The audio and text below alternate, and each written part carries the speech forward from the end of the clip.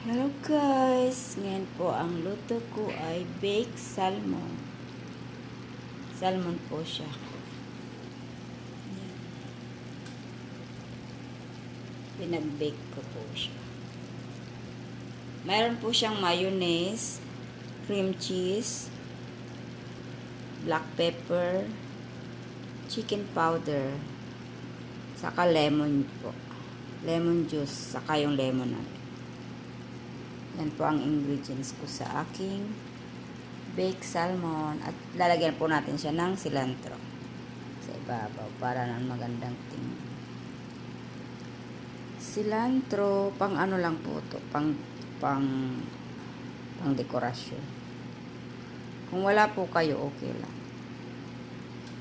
Yan, cilantro.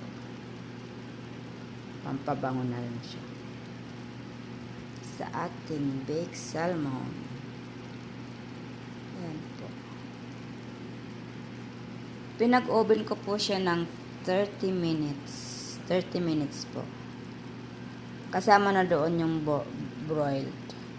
Kailangan niyang i-broiled yung ibabaw niya para mag-brown.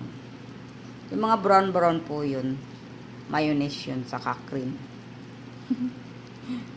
Medyo nasunog-sunog siya. Ayan po ang aking baked salmon. Bye guys!